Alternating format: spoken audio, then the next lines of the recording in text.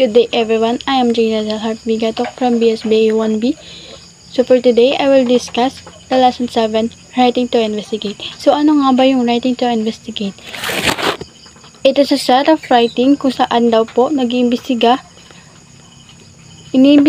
ng isang topic at i-present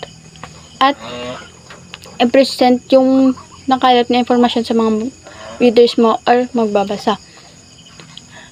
Ito din daw po isang document kung saan nagsasagawa ng action upang malaman ang mga findings o resulta. At ito din daw po ay isang record na ginawang investigasyon upang patunayan na ang investigasyon na ginawa mo ay fair at hindi bias. So next po, dito naman po tayo sa importance of writing to investigate. Writing to investigate, dito naman daw po is matututo tayo sa mga bagay na dati hindi natin alam. Like for example po, yung ginawa ng mga expert dati nung panahon ng COVID-19, kung saan nag-search sila ng maigi kung ano nga ba yung pwedeng panglaban ng katawan natin sa virus para hindi tayo maging hindi tayo maapektuhan ng virus. So, yun. At yung writing to investigate din daw po is to allow us na mas maintindihan yung isang sitwasyon at it help us to have decisions din po. So, yun.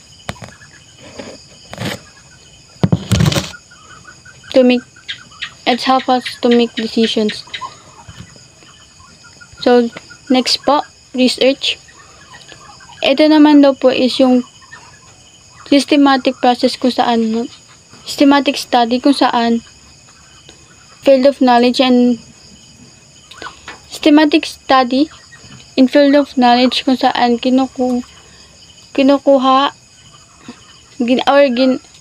ginagawa upang makadiscover. For example na lang yung ginawa namin ng grade 12. So, yun po.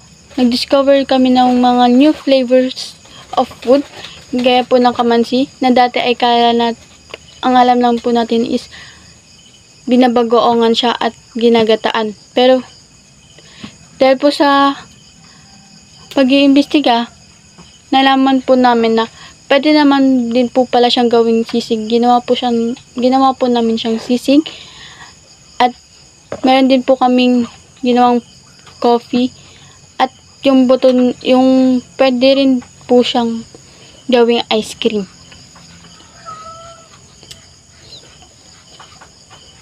At ang research din daw po ay finding truth and specific discipline. So, syempre, pag nag-research ka, meron kang makakalap na bagong katotohanan. At research din daw po isa sa systematic process kung saan nangongolekta at ina-analyze mo yung datang nakalap mo. At ito din daw po ay mahanap ng mga sagot sa mga tanong o solusyon sa mga problema. And research din daw po is a collection of data in religious controllers situation for the purpose of prediction and explanation. O yun po. So, dito po tayo sa next slide.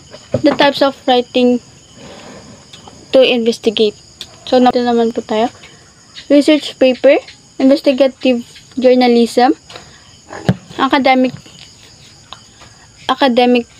essay, case study, policy analysis, scientific reports, and historical inquiries.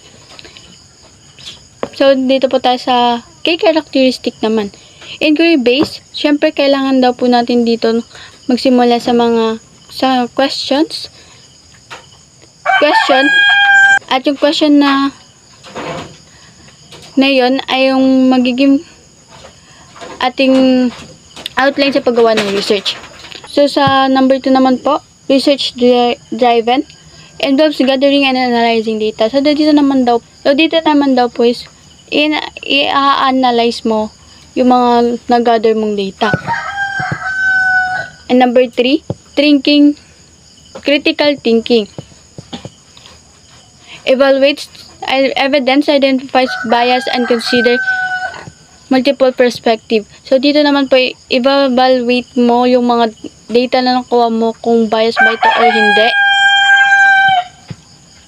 At syempre, kailangan din po kumuha sa mga iba't ibang resources ng mga information.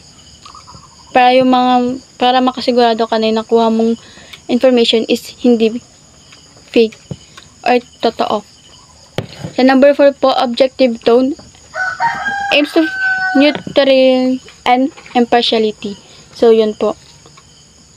Dito naman po tayo sa steps involved. Define a research question or hypothesis. Gaya po ang sinabi ko kanina, kailangan po natin ng question kasi doon po tayo magpo-focus sa gagawin nating investiga. Kasi kung wala tayong question, ano yung gagawin nating para saan yung gagawin nating investigasyon? So, sa number 2 po, conduct a background research. Syempre, kailangan mong aralin yung topic na gusto mong investigahan upang makakuha ka ng mga informasyon. And gather primary and secondary sources. So, yun po, syempre, kailangan mong kumolekta ng mga primary source of information at secondary source of information. So, sa number 3 po is analyze and evaluate data. So, kailangan mong i-analyze. So, kailangan mo pong i-analyze and evaluate yung data na nag-gather mo if reliable ba to or hindi. And number 5, draw a conclusion and make recommendation. So, dito po, sa conclusion po is isa-summarize mo lang yung mga info and result findings ng mga yung investigation na nagawa mo. And sa recommendation naman po, it is a very important part of research kasi po, dito mo po hinihikayat yung mga research na mas pag-aralan pa yung ginawa mong investigation. So, number 6 po is writing and reverse report. So, dito po, syempre pag nakatapos ka na, syempre, nasulat mo na yun. And syempre, babasahin mo ulit yun. And pag may nakita kang mali, you will reverse it. And dito naman po tayo sa tips of effective writing to investigate. Start with a clear research question. Syempre po, kailangan mo pong mag-start sa mga clear na question. Kasi po, dito, sabi ko nga kanina, diba? Gaya po nung sinabi ko kanina, dito po tayo nagpo-focus sa question na to. Kasi yun po yung goal natin na masagot. And number 2, use to credible sources. So, dito naman po is kailangan credible yung mga sources na kinuha mo para yung mga information na makukuha mo is tama at hindi siya fake. So, number 3 po, evaluate evidence objectively. So, syempre po kailangan mo pong i-evaluate yung mga evidence mo if connected ba talaga siya sa information na hinahanap mo. And number 4, organize and structure your writing logically. So, syempre po, kailangan mo po organize yung structure ng writing to investigate mo or investigation paper mo. Kasi pag hindi siya maayos, pati yung magbabasa mo is malilito-lito. So, number 5 po, use clear and concise language.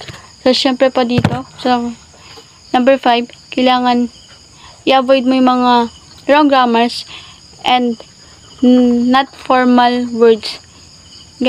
gaya po ng mga jargons, keywords, dapat hindi ka gumagamit nun. Dapat ang ginagamit mo lang po is formal language. So, number 6, document and cite sources properly. So, syempre po, kailangan mo pong i-cite yung mga source mo ng information para ma-avoid mo yung plagiarism. So, doon na po nagtatapos ang discussion ko. Thank you so much.